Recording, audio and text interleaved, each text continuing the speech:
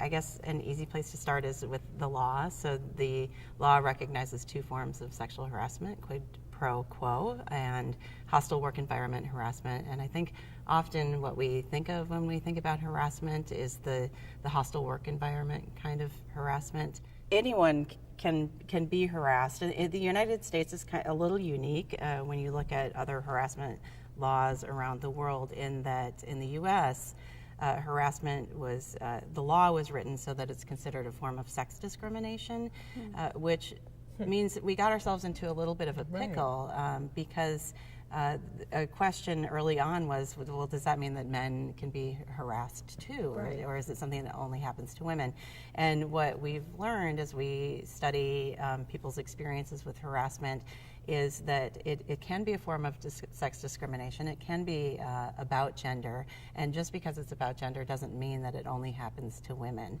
So in our work, we've found, for example, that men who espouse egalitarian gender beliefs or who don't conform to heteronormative expressions of gender are more vulnerable to being harassed. And women are more likely to be harassed than men, in part because they don't adhere to the predominant vision of what we think of as who has the most power, and that's heterosexual men. And I've heard that. I think I've heard about a study, and it might have been connected to some of your work, where the women who are most likely to be harassed are those who might not, fit the typical kind of gender stereotype, or have more power in that workplace, so it's more threatening. Yes. It becomes about power and not about sex. Right. Yeah, we published a paper last year with that very finding, that women who are in management positions are actually more likely to be harassed at work than women who are not in management. And we think that what that's about is keeping women in their place.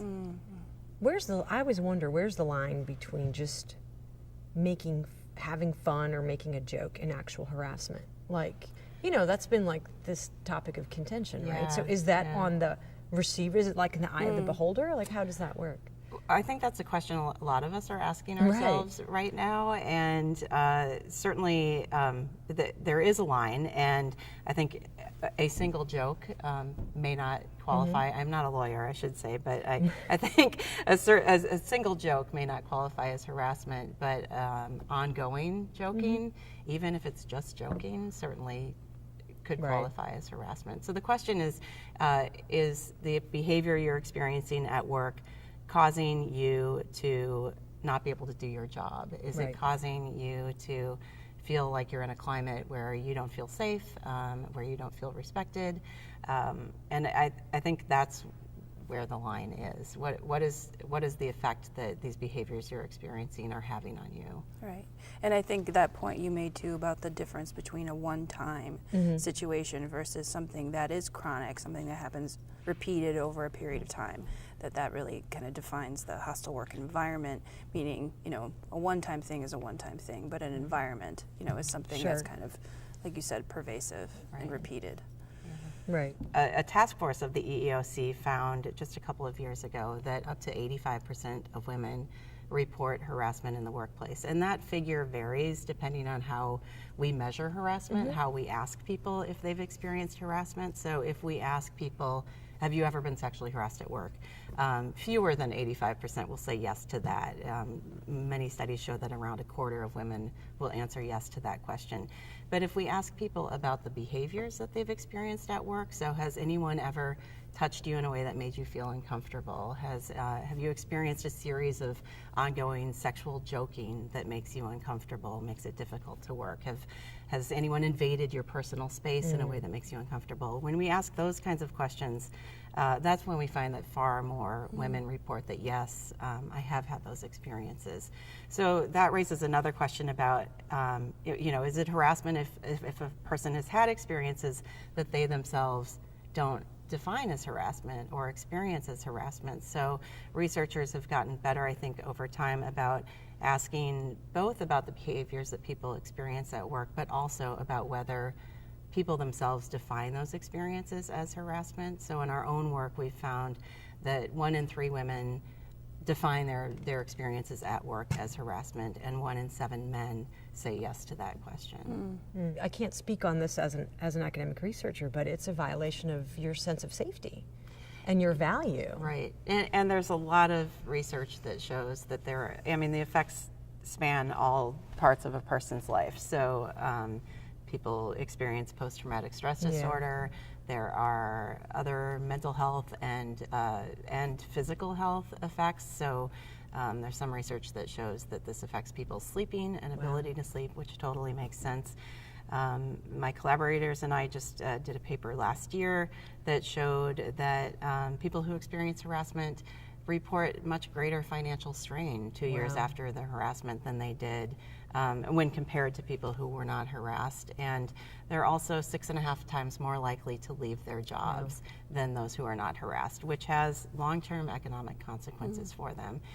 In addition to doing survey research, we interviewed some of our survey respondents, and I'll never forget interviewing one woman who described an experience being harassed at an advertising agency, and it got bad enough that she was going to leave, but she didn't have another job lined up yet. And what she said to me was, "That's it. I'll live in the dark and eat rice if I have to." Damn. Yeah. And the thing is, the comments of "it's no big deal, boys will be boys," like that just angers me, because it perpetuates the exact culture that allows for that kind of harassment. It puts women somehow in second place. But it's also reverse. If a woman harasses a man, just suck it up. That's not right. That's not equality. That's not justice. Yeah, the solution should not be that the person who's being victimized sucks it up or leaves their job. Right. And I think that's still, I think, a normal, not normal, but it's still a response that we hear a lot. When our current president was on the campaign trail, he was asked what he thought his daughter Ivanka should do if she were harassed, and his response was, "I would hope that she would find another job or another company." Right. And unfortunately, that is what many women who are harassed do, and I don't think that that's the solution. And I think I heard recently too a story on NPR talking about when women do leave positions because of harassment, that it's not that they often are going to move into a similar kind of position. You suddenly have to quit because you've had enough, or it's that egregious enough that you have to leave. You take whatever's available because you need to pay the bills, and oftentimes that is a lower paying position. Oh, yeah. Another woman I interviewed had worked as a flight attendant for the first 10 years of her career, and as you can imagine, after 10 years in the same job, she'd been doing pretty well for herself, was experiencing ongoing harassment in that job, finally left to become a hospital concierge, which was a job that she described enjoying, but not nearly the same salary. So there you get punished twice. Right. Yeah. Right. And I think it's important too to note that not everybody is in a situation where they can leave a position. Right. So it might be that there aren't, other positions or other situations.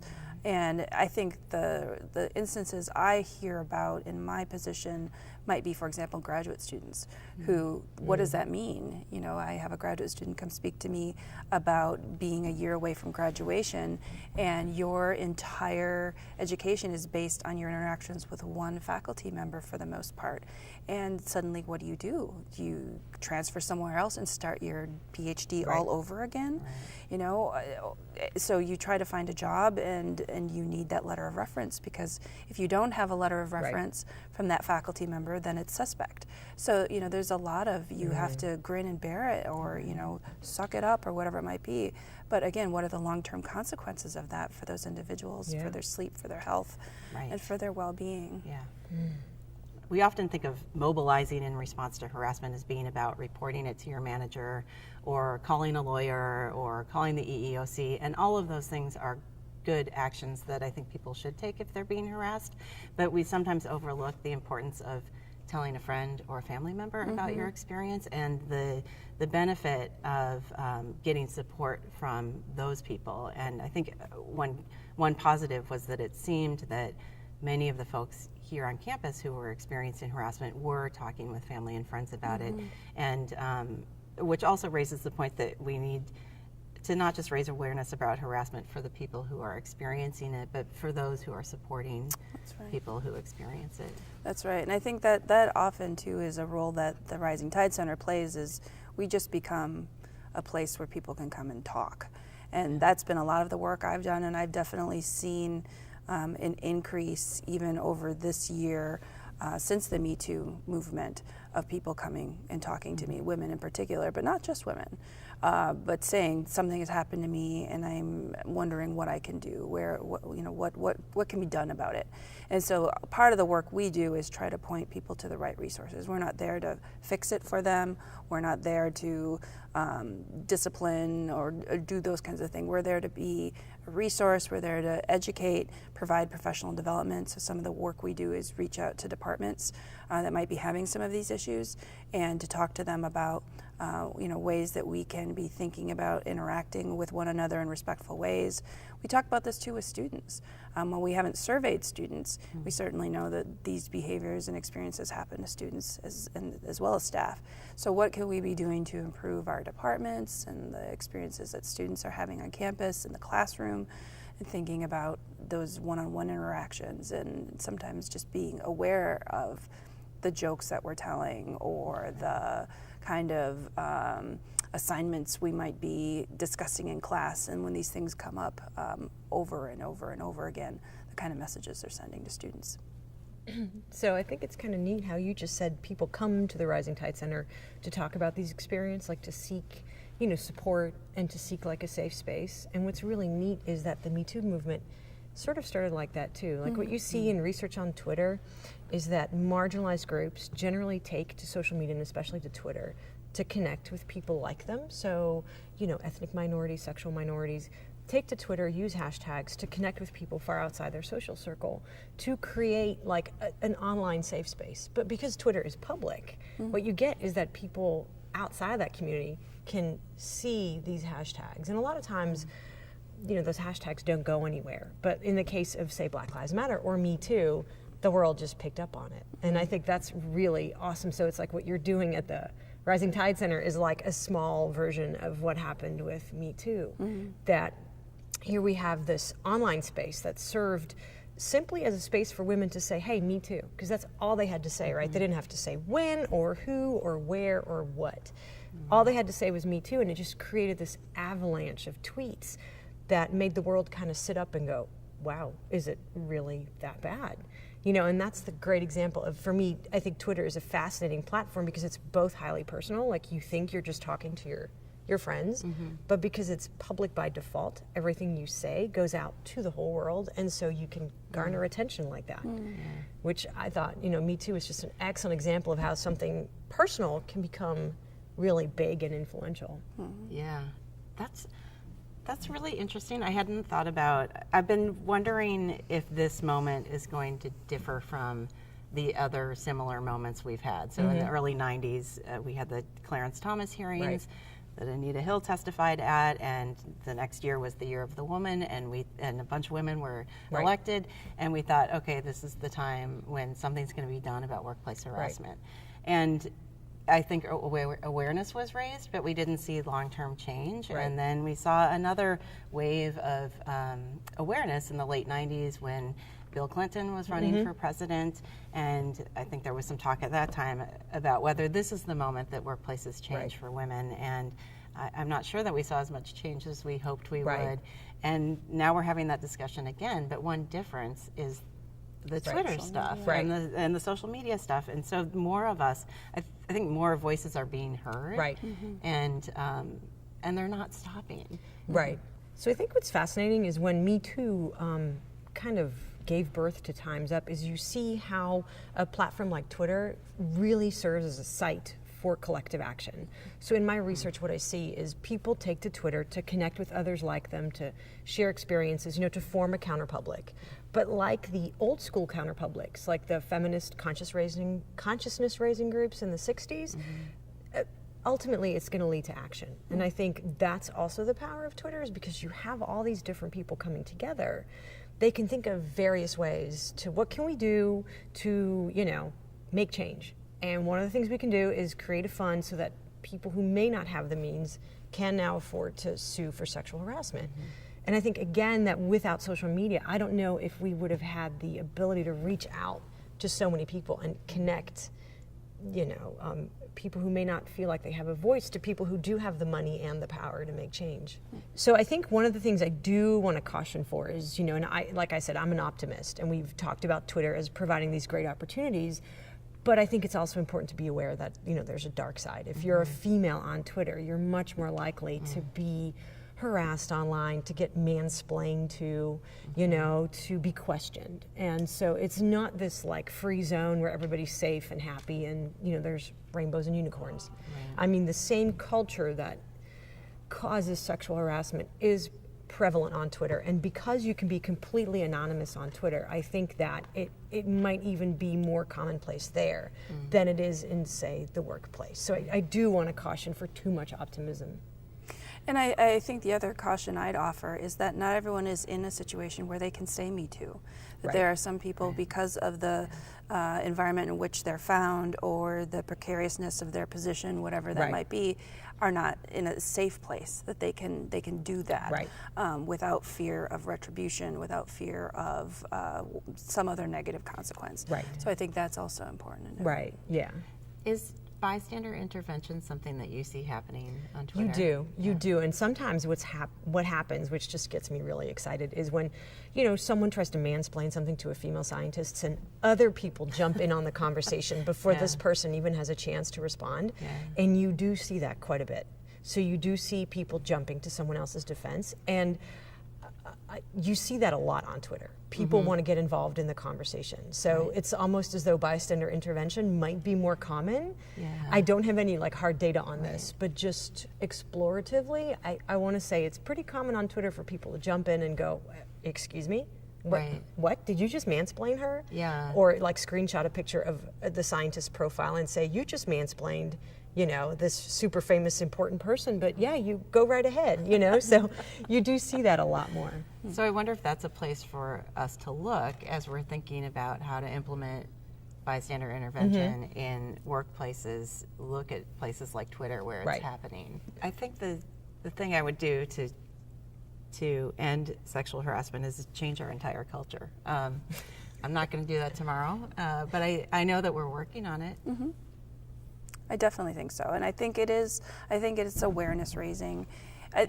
A lot of the work that we've done with the Rising Tide Center has been to think about the many ways that change can come about, and it isn't just policies, and it isn't just surveys, and it isn't just meetings. There's all these different layers around which change happens. So it happens certainly at the individual level of people being aware and understanding, I don't have to take this anymore, and here are my ways to address it. It's also from a supervisor standpoint. If we think about in academia, we have department chairs and deans. What are they doing to help inform and to lay out options for the people who might have those experiences? It is the policies, how they're worded, how they're disseminated, but it's also things like bystander intervention. What do you do when you see or hear someone doing something? Do you look the other way? Do you say something? So there's ways that we can intervene when we see these things happening, and the more we do that, the people who are the serial harassers, because more often than not, it's the same individual who might be perpetuating these crimes, and it's the same for sexual assault. It's about 4% of people who are repeat offenders. That if those people start to see this isn't okay, this isn't going to be acceptable, and other people aren't going to put up with it, a lot of that behavior could stop. Yeah, I agree. I think bystander intervention is key, and I think that is becoming part of our conversation around solutions, but for a long time, solutions were focused, I think, too heavily on the targets of harassment. So what can you do to avoid being harassed? And I think the Me Too movement has shown that we need to listen and figure out how the younger generations communicate and tap into that, and also recognize that a lot of training or educating can come from letting people share. I think the Me Too movement was an eye-opener for a lot of people who had no idea that any of this was going on.